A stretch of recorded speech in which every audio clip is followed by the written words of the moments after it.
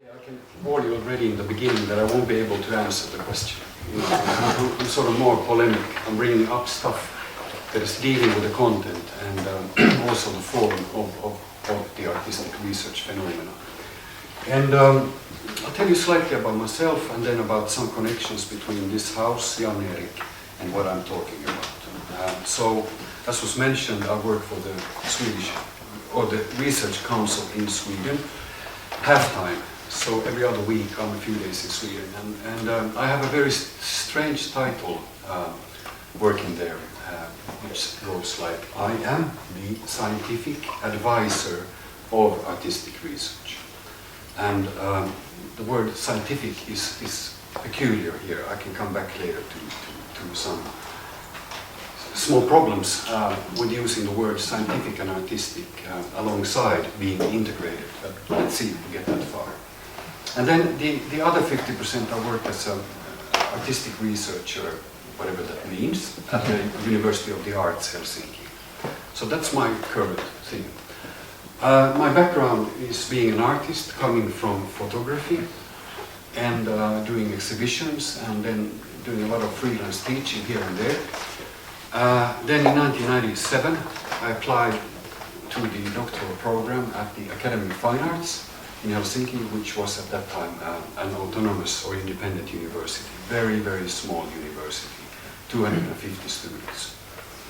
And I was among the 6 first artists to start doctoral studies in visual arts or fine arts in Finland.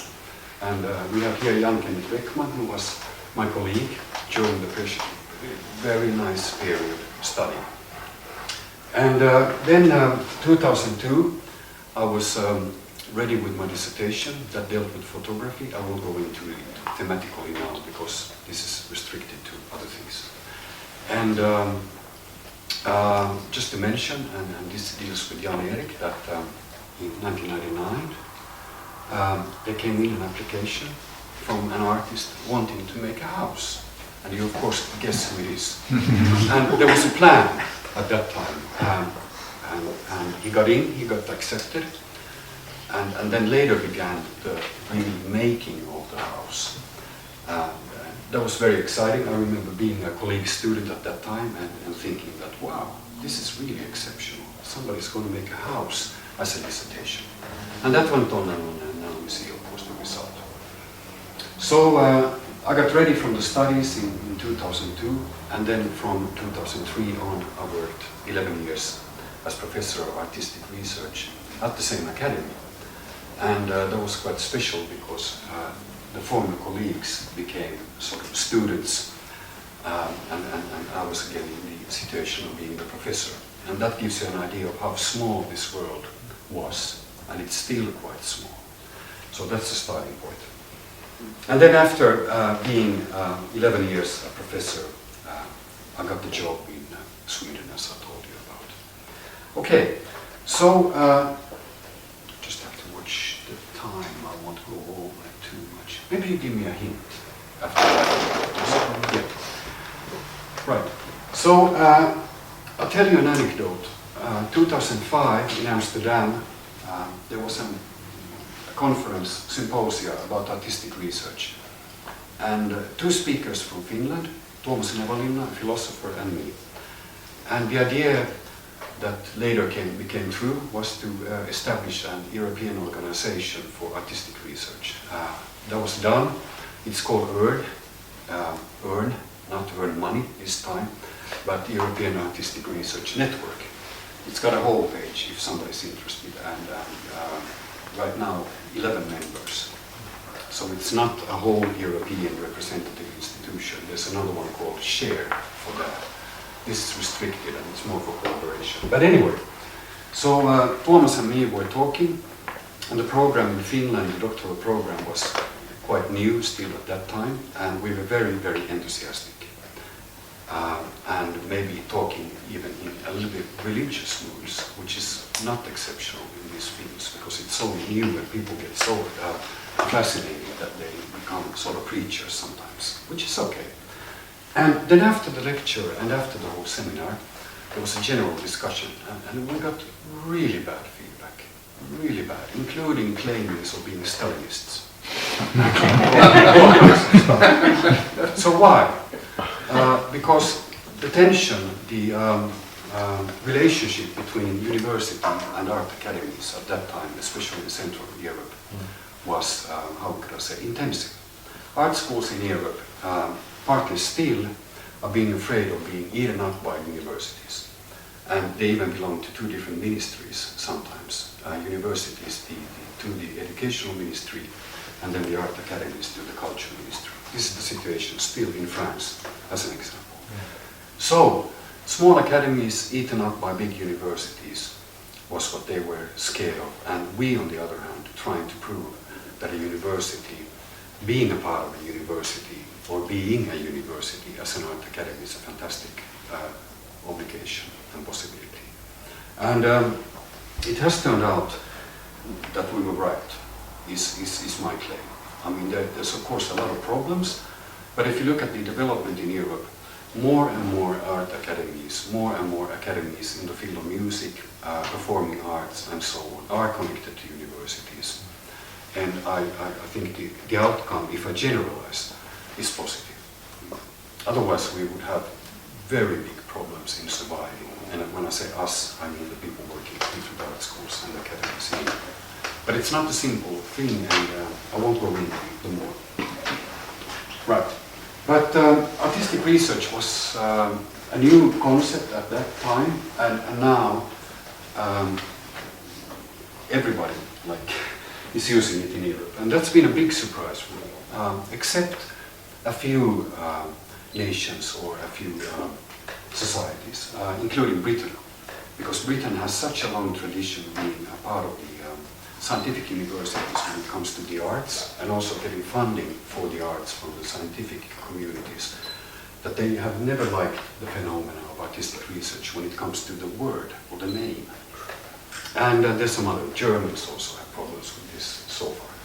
But the rest, not the whole of Europe, but many institutions in many countries that I never expected to sort of like the idea of using this concept, use it now fluently. So the development in that sense has been very fast. But we're only talking now about a word, a concept. And as you can see, there's quite a few of other concepts. And this one is used in Great Britain, this one is used in Great Britain, and this one is used in Great Britain. And I think even this one is used in Great Britain. And real specialists in the terminology of this field are able to make a difference between these. Why this is different from this or this, and so on and so on. I'm not. And I've been, if I speak a little bit selfishly, I've never been that interested in the difference between these concepts. But they exist, and they are parallelly used, and it's quite often creating misunderstandings and also debates about what is right and what is not. You know this story about very small communistic parties who start to fight and split. And then, of course, I took this term up too because we are quite close to qualitative research in many cases. And in many countries, artistic research, or whatever you call it, is sort of based and using qualitative research or similar methodologies. That's quite common. Similar methodologies to, let's say, humanities as an example. And now, I'm going into a few words and a few questions that are still debated in this field. They have been debated a long time and it's still going on. One is dealing with the methodology. I mean, artists in doctoral programs especially that dominate the field right now, that's also one theme we'll speak about later if you have time, are faced to answer the question, what is the methodology? What am I doing? How am I doing? What is my system? And then on the other hand, interpretation. And that's interesting because you are, of course, in the field of, possibly in the field of art history, aesthetics, philosophy, that include quite much interpretation. And there's a lot of debate about, is artistic research creating a culture where artists do interpretation of themselves? I'll come back to that later. Okay, and then this dichotomy, so-called dichotomy, is very much debated in artistic research. what is the place of theory? Are we illustrating theory? Or are the artists illustrating theory when they sort of become artistic researchers? And what is the relation between theory and practice? This debate has been going on as long as this discipline has been existing. And it's not yet over. It's a longer story, which Father Kaila will comment on this much. And as long as there's been knowledge. Of course, of course. Yes. I'm a little bit narrow now to get out my point. Sorry for that. Henrik Karlsson is somebody from the theory of music, and he was an early person to debate and develop artistic research in Sweden, widely published. And he has taken up these questions among many others, and this concerns also, like you said, all the sciences and disciplines, why not? But it's been continuously a big discussion within artistic research. Is this the field where all these phenomena can happen, more or less? And as we know, and as came out in the first wonderful speech today, is that a lot of the arts go this way. Not the whole way of all these concepts, but a lot of the art today is dealing with this precisely. And if you look at the field of education, let's say Europe, you can say that a lot of the structures of autonomous departments, programs, and academies for, let's say, only music, only performing arts, only sculpture, only violin playing, and so on and so on and so on. I can mention loads of examples, are still very strong. And I'm not saying they should be weak, I'm just saying that there should be alternatives, and that the sort of conservative model of constructing art education as a whole is very strong in Europe. And you cannot change it like this, nevertheless, if you want to. And there's a lot of expectations from governments that some of this would be the dominating tactics, let's say, in art and culture. So when the Art University Helsinki was done 4 years ago, there were a lot of expectation in this, and a lot of things happened also. But it doesn't happen in the way where artists would be forced to work across. It happens only through a homogeneous, or less homogeneous, but anyway, from the ground. You can't put it projected from the top upon artists and force changes to happen. So the government people were on us, I say, because I was involved in the process for a certain time of making the Art University, and they were asking like, okay, 1 year has gone, what have you achieved concerning across activities? And we were like, oh no. And now I go to a few questions that concern this field, and especially this field. And again, I have to say that it's very good comment on that this concerns all disciplines of sciences works here, but they are somehow specific for this field. And now, the big problem from the very beginning, like I said earlier, has been that there's this criticism, and there's also this maybe desire, not that much actually, for artists who research their own artworks and their own themselves. And this has been the fear from the very beginning. And working quite a long time in this field, I have to say that this created a counter reaction also, which is quite common.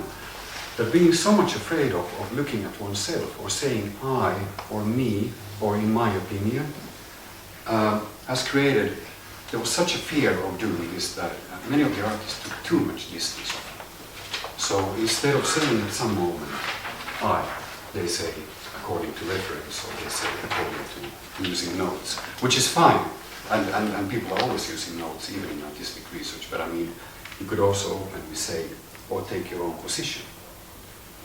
And now Juha Varpo is somebody very experienced in artistic research, and he is now on pension, but he used to be professor of artistic research at University of Art and Design and later at Aalto University, a philosopher coming originally from phenomenological thinking.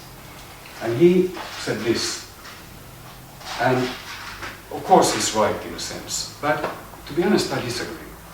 And in my personal opinion, I think that there is a very, very long tradition between people coming from humanities, people coming from art history, people coming from aesthetics, semiotics, and so on, being involved with artists and influencing artists a lot. The other side of traffic, or the traffic from the arts into the humanities, is smaller, but it's also existing. So how could we all suddenly create something that is only essentially realistic, only concerning the arts? I think that's impossible and not even wishable. Okay, this is what I'm trying to say, or it's repeated here, what I was just trying to say. And now, Boris Groys, originally from St. Petersburg, not a fan of Putin actually, because he used to be active during the time when the Putin Troika had the power in Leningrad at that time. Became later a very influential theoretician and writer, and still active, living in Germany nowadays. And he has said this, and the interesting thing is that when what we call artistic research, which began for many as a path or a road or whatever, a discipline for people who identify themselves as artists, were artists, now it's broadening up, and it's becoming a much more wider grey area between the arts and other disciplines.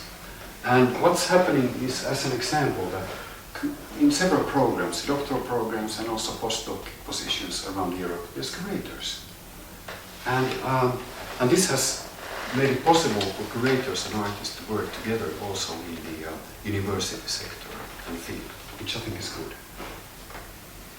And then, of course, which I haven't been talking about now, is the changing roles of artists. I mean, it's not new, an artist is a curator, but it's slightly changing, or let's say since the 1960s, 70s and even later, artists working even with their own production take a position of curating existing material. And that leads into a curatorial thinking for many visual artists, at least. That's a long one. And I won't read it aloud. I'm against reading PowerPoint texts as repetition.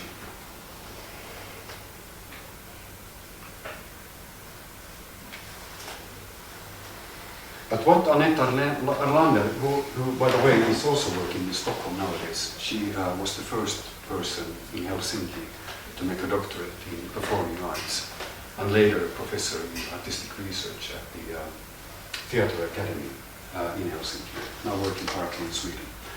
What she's trying to say here is that this dichotomy that I earlier talked about concerning theory and practice is also between artworks and writing.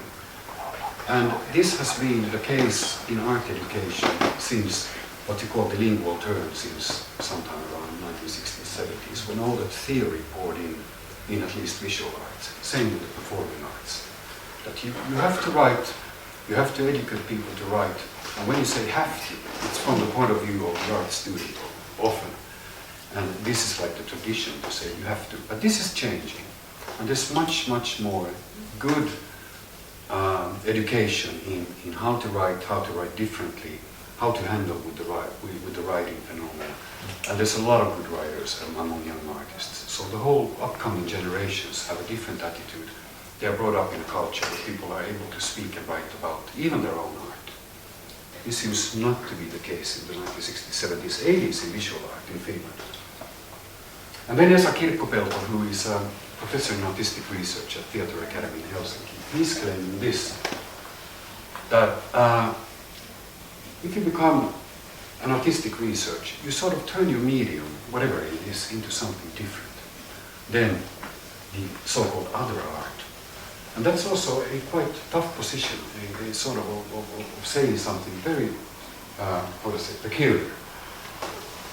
Because, in my opinion, and in quite a few people's opinion, the products, the outcome of the artistic research should have a quite close connection to the art world, and still have a connection that includes a difference to the art world. Because what's the sense if it becomes the same as the art world? Yeah, I jump over this. Okay, and now I go into the question of, is this phenomenon, artistic research, something that is only existing at universities? And other people who are considered to be so-called artistic researchers, then people who have to have a doctorate position or a postdoc or something else at the universities. On the other hand, if you say yes, you could also claim from the opposite perspective that all art is research. All art includes research components. And if you take that position, this becomes pretty blurry, because all concepts somehow are dependent on institutions. And if you can't somehow have a relation to some kind of an institution, and you blur yourself completely, and sort of you lose your identities. But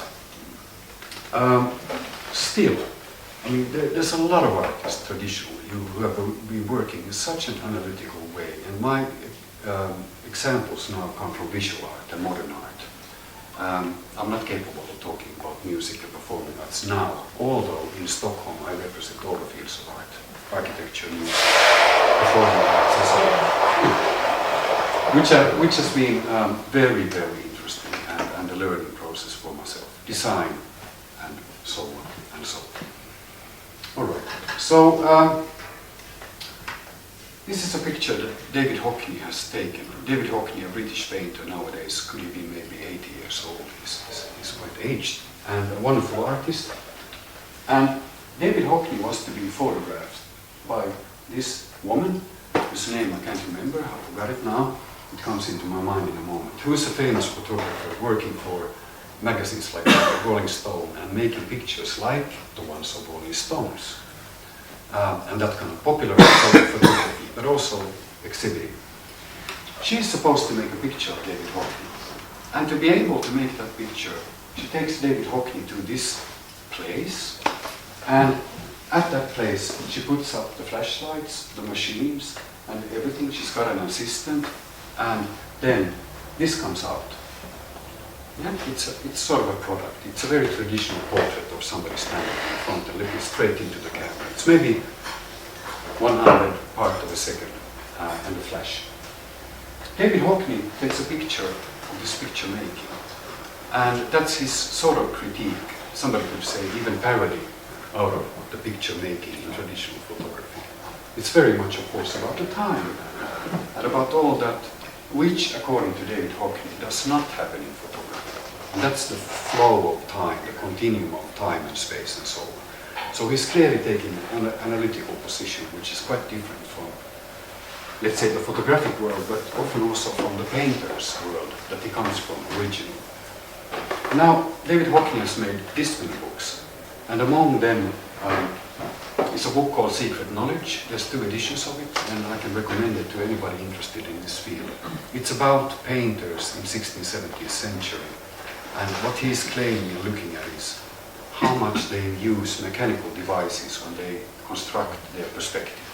And there's been loads of dissertations in art history done about this question. How much did Vermeer, as an example, use optical instruments when making these paintings? And there's been also, how would I say, different kind of groups claiming yes, no, and arguing about this. Now Hockney is writing a book about it, a big, big book, and including his own works and including masters of those centuries in it. It's a wonderful book, and it could, as such, work as a dissertation at the university. That is very, very special about it, in the field of artistic research especially. So that's one example. I jump over this because of lack of time. Marcel Groters, a Belgian artist who died in I think late 1980s, who was actually a poet originally, but then sort of flopped into modern art in the 1960s and became extremely popular. All his paintings, all his slideshows and his pieces and so on are about the making of art itself and the meaning. So you could call him a conceptual artist in a sense. This is how he's playing with the idea of signature in painting. So he's making a painting about signature in painting. It's typical him. And of course he brings the whole machinery, the analytical machinery about how value he's sort of invested in modern painting. Just to mention some parts of it. He can also turn the same into a slideshow. So most famous for, in the 1970s, a piece called The Museum of Ego. So what he did before critical theory became very popular in visual and contemporary art, what he did was he borrowed sculptures, posters, signs, whatever, around the world from museums and individual people that all deal with the ego. And then he put these borrowed objects together and said, this is my museum. And that was at his studio in the beginning, but later it became a part of a very famous Kassel Documenta art event in Germany. And of course he was saying, like, who's got the power to decide? Why do museums and institutions make that kind of exhibitions as they make? Because I can make my selection too. And later this became a part of a big debate and the critique, or something called critical theory, took it up in the 1980s, 90s, on a wider basis. And then one very touching example that I personally, it's one of my favorites. Joseph Beuys, a legendary artist who died in the 1980s, middle of the 1980s, a myth, and also criticized for that when he was not there, nothing functioned. So he had such a charisma that when he was there, the whole thing like started happening, whatever that was.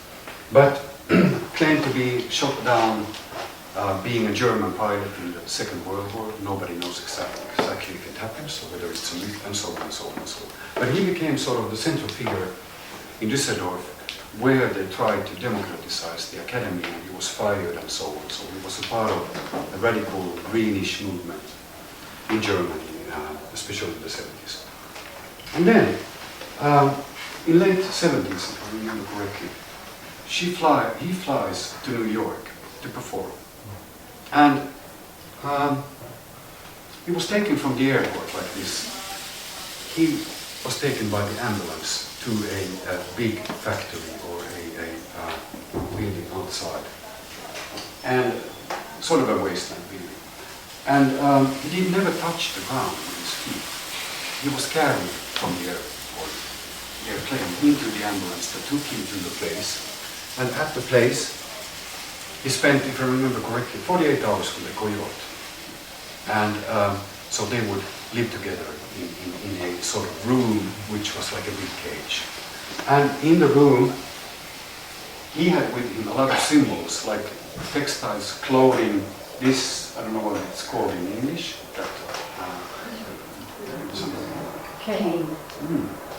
And then they process a relationship, if you put it that way, the coyote and him, and things happen. And that was video. It's still on YouTube. If somebody wants to look at it, it's quite remarkable, I think. And there was also a photo book done of it. What does it mean, actually? He had prepared every single movement as well as he could before. All the closings, the detail, there was also newspapers and so on present in the space, have been analyzed later by theorists, critics and so on concerning their meaning.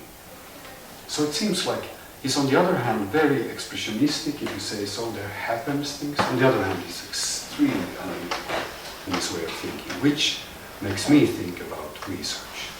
And it's also like a laboratory. He's trying out what will happen. Some nasty voices said that a part of this work was not only that he wanted to symbolize the native population of America, the Indians, because the coyote is the holy animal of the natives in America. That's why he was sort of living together with it, to testify about the problematic situation of natives. But some people said also that he never got attention in America, in the way he lived in Europe. And this was his way to try out, like, now I show them. Okay. And then, maybe to finish, I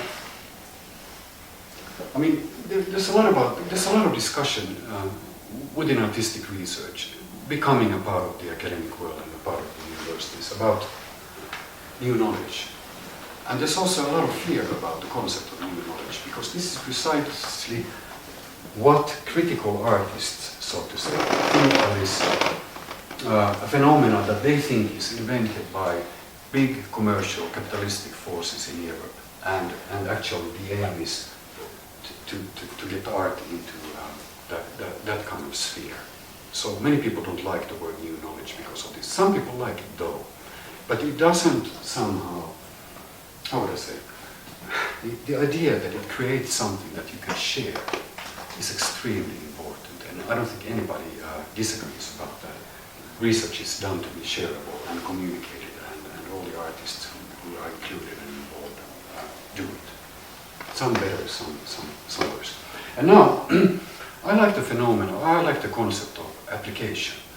And this is also a very problematic word. In the art world, if you talk about applications, you often think about something that artists create, and then it's put into play, and it gets maybe somebody money, or something similar, or some other kind of profit. And therefore, the artist, when creating an application, thinks about the aim before the work begins. And that is not a very creative process in traditional thinking.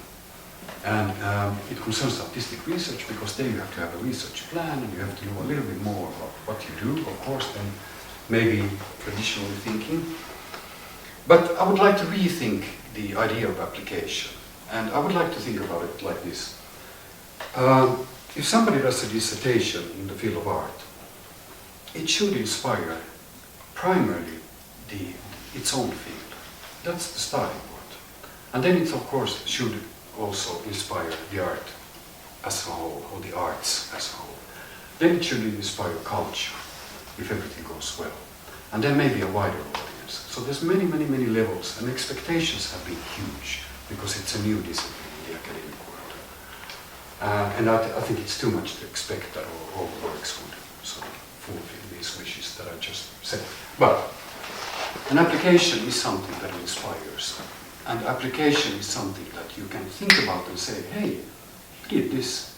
Could maybe some other people do this? Could this be a continuation or lead to something in the field of architecture, art, and so on, society, community, a little bit like was talked about in the earlier speech. And I think that is sort of an application, that you can use it, but you can't use it as a, how would I say, mechanical, automatically repeated thing. You can use it as inspiration for coming events. And I think this is one of the most wonderful parts of this house, is that it definitely has created a lot of discussion. And I remember also traveling with Jan-Erik to conferences, and people hearing this and being like a little bit like shocked almost. And also when Jan-Erik quitted or finished his lecture, there were always a circle of people trying to get more information out of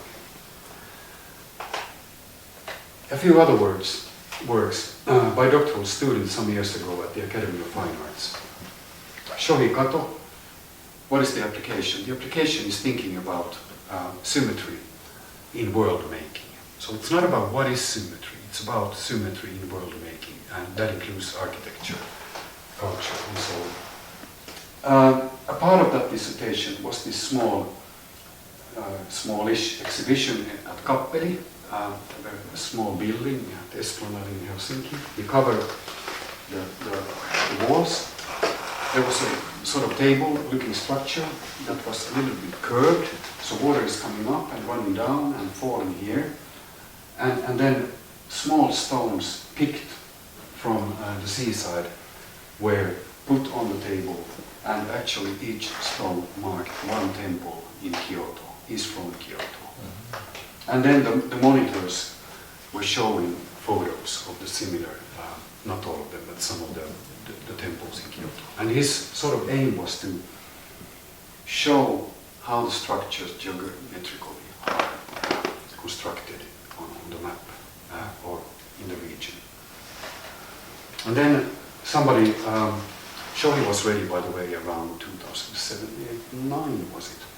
Terike Haapoja still studying as a doctoral student, and that's 6 years ago, her Venice Biennale work, which thematizes quite well some of her interests that deal with technology, environment, media, and ethics. And these are works, this is an installation, that's not a part of her work, it's a part of Nordic Pavilion, the trees, when you touch them, they sound, because what happens is that they give heat dioxide, carbon in the air, and the whole work, this particular work, is about the possible relationship with nature and how nature can breathe and clean up and so on. He's working with engineers who can handle this kind of technology. Just one example. And then somebody also studying still at the Academy of Fine Arts at Art University, Mireia S. Salaberrues from Barcelona. And she's trying to look at the phenomena of why we behave like we do in public museum and galleries. Would there be alternatives? Could, like the saying, going from work to work and looking at it a minute or five change? Could she maybe expose or suggest a different way of behavior, so to say? So that's an example of one performance or experiment she did. A museum in Barcelona, she heard that the guard is actually a very, very good singer. So the guard began to sing in the visitors' garden, which I think is quite remarkable. Okay, so that's my thing. And before I finish, I just wanted to state that one of the biggest problems in the field of artistic research is right now that we have a very heavy dominance, over-dominance of doctoral students. And it's also me, myself, to blame, because being in charge of the program once upon a time, it grew. And it is like this because it is human and natural that when a new phenomenon is being born, you invest in it a lot. And if it works, like it did in many places in Europe quite well, you maybe let it grow without thinking about what happens afterwards. And this is the problem we're in right now, that the doctoral students have been researched, if you say so, and there's a little bit of data about what happens to these people later. Where do they go? Do they stay in the academy in that kind of works that relate to their education? Do they become something else? Do they go back to purely to the art world? And so on and so on and so on. This has not been researched in Finland. In Sweden we know a little bit more about how it looks like. There's 100 doctors in arts in Sweden, and there's 100 doctoral students, including all disciplines. In Finland there's much, much more. I mean, Sibelius Academy alone has 150 doctoral students. You can imagine, it's a big machine. And now, postdoc is sort of what I want to address now. That clever institutions, if they can afford right now, invest in postdoc positions and use these people who come from the doctoral programs and try to give them jobs, at least periodical jobs, because this is missing right now. And without the postdoc level, you sort of waste what you have created. And that's the problem. Not only Finland, also Sweden, many Norway, many other countries have a similar problem. Okay, well, thanks.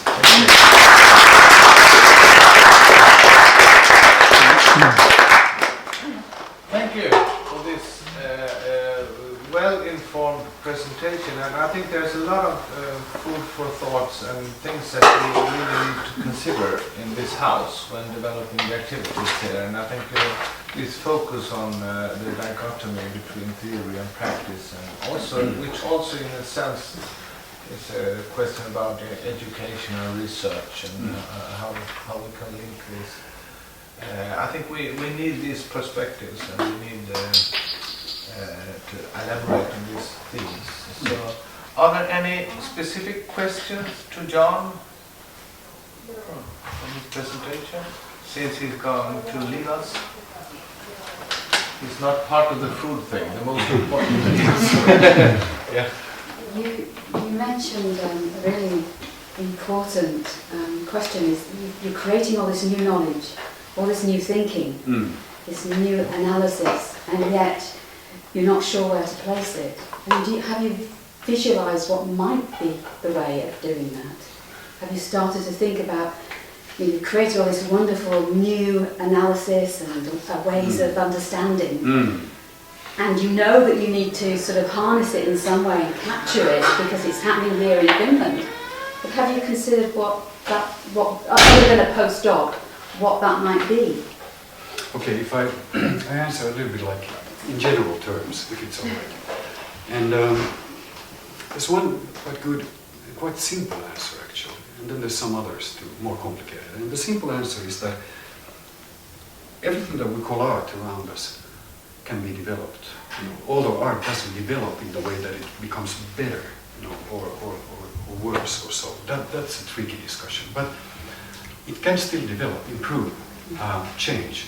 And this whole system that we're talking about within the field of artistic research, or whatever you call it, is meant to support this improvement. So that's very important. And it concerns the wide audience. It concerns us watching television, going to theater, concerts, exhibitions. It's all over there. So that's the main input. And then there's some sub things, such as it can be a laboratory in the field of late capitalistic or whatever you call it, European societies. We all know that the public sector is not what it used to be in the 1980s and earlier. And even in Nordic countries with their social democratic past, the public sphere is having big problems. And luckily we have strong foundations that come in and have ideal goals to support. That has been a big thing, especially in Finland. But then on the other hand, I mean, laboratories, which I would call artistic research in a sense, give space for that kind of experience that maybe have more problems right now than they did economically when you look at public funding than they did in 1980s and 1990s. That's one thing that is really important. Then it's the changing role of the artist, and which is a longer story, that you can't think of the self-generating genius from the Romantic period at all anymore. I mean, you haven't been able to do it for a long time, but now less and less. And more people are artists themselves, even when they apply to art schools, are differently structured, much more aware of things. And they want to continue their studies, and they really want to go deep into whatever they can in the doctoral programs and within artistic research. So it's also this satisfactory desire of wanting to research is one thing. There's many others too, but well, one way to understand what you said in your lecture is to say that we have great problems with the artists and with artistic education and research, but another way is to say that these problems, these specific problems in these specific fields,